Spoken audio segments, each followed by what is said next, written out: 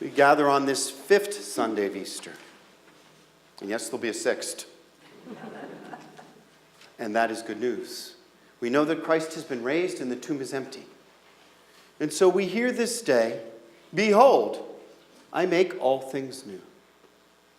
Behold. Take note of it. Wonder at it. Delight in it. I am making all things new. Comes as invitation. Comes as promise. Comes as commandment. Comes as challenge. Behold, I am making all things new. With that in mind, I'd like to talk about, from the first reading, the challenge of church and conversion. Something about the challenge of this vision. And then the extraordinary union of the challenge of love. The first reading, as many of these readings from Acts are really about the spreading of the church. About men and women being told, this is the good news, this is what you need to do, this is how you will be saved, and it's extraordinary. So we hear names of ancient parts of the Middle East and so many other things. And of course, there was the big challenge about what to do with the Gentiles. So the Gentiles have to become Jews first. Do they have to be circumcised? Do they have to follow all of Jewish law before they can convert to Christianity? And as we know, the belief that was required was that I am the way, the truth, and the life.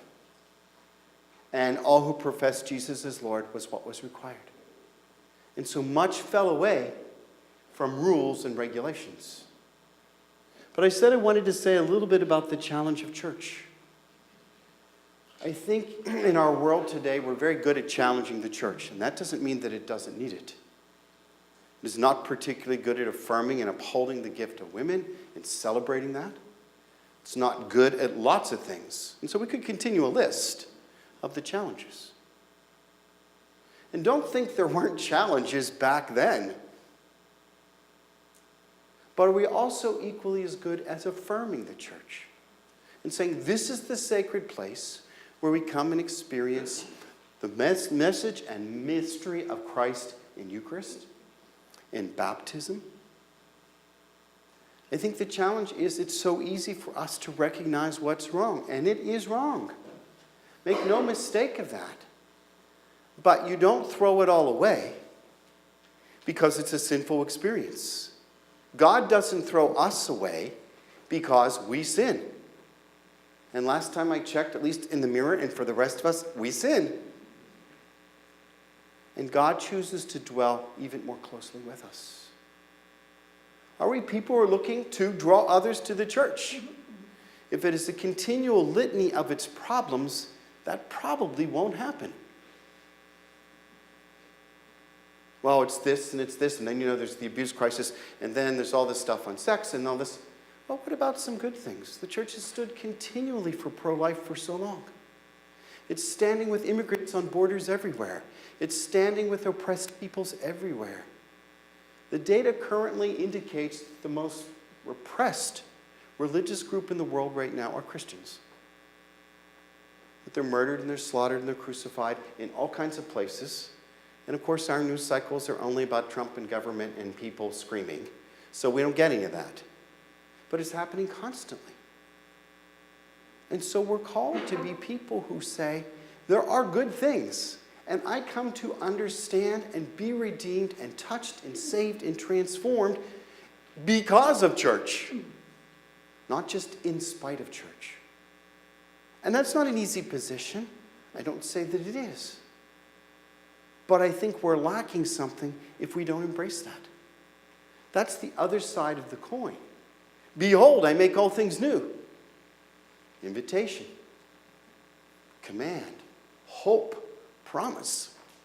One of the ways that's happened is through church. It will continue to happen to do that. With all of its blemishes and all of its brokenness, it is still the institution for 2,000 years in which Christ has dwelt. And the glory of the saints have shone forth. And all of us have been baptized and have our own experience of church. It is challenge, but it is opportunity for celebration. Just as Easter is, so is church. And so I think to make all things new means we are challenged to celebrate church and uphold what brings us joy and peace in that experience. The vision. Behold, the former heaven and the former earth are passing away, and I make all things new. And the promise that God dwells with human persons and delights in that. And I shall be your God, and you shall be my people. Again, a promise and an invitation that requires a level of cooperation on our part, participation on our part, desire and openness to commit anew to who we are as believers and who we are as church and who we are as daughters and sons of God. Behold, I make all things new. Do we see it? The promise is it's happening now. If we don't see it, then the challenge comes back to us to journey deeper in our experience of prayer, in our experience of church, our experience of community, our experience of relationship and wholeness, that we might behold it, that God is with us and dwelling with us and delighting in us today. Not about what's going to happen in the future and what happened in the past, today. God delights in you today. God affirms you today. Jesus journeys with you today. And that's why we gather. And that's why we celebrate. The challenge of love. It's not new. But it's also something that we fall on and are unable to do completely. It is hard to give 7 times, 70 times as the gospel tells us this. And to really love those who harm, those who we disagree with. And yet we're called to do that in an extraordinary way. You know, the prayer of St. Ignatius for generosity says, Lord, teach me to be generous, to serve you as you deserve, and to give and not to count the cost. We may or may not give, but we are good at counting costs. And so we know exactly what it costs us. And if I do this, then she's likely to do this, and then I'll have to do this. And all this happens. And you know, the last time, we're good at counting costs. And the invitation still stands. Behold, I make all things new. That means new in our relationships where we're counting the cost. That means new in letting go. That means new in forgiving. It means new in starting over. It means new in all that we say and do, that we might be called to delight in that new life. And that's not particularly easy either. And so while someone said there were no C's, I'm doing C's of challenge. So challenge yourself to also celebrate church. Challenge ourselves this day to recognize the invitation and promise that the new life will bring, and challenge ourselves to love. If we do that in small ways, in the little ways we can, then indeed the former heavens and the former earth will pass away, and indeed all will be made new.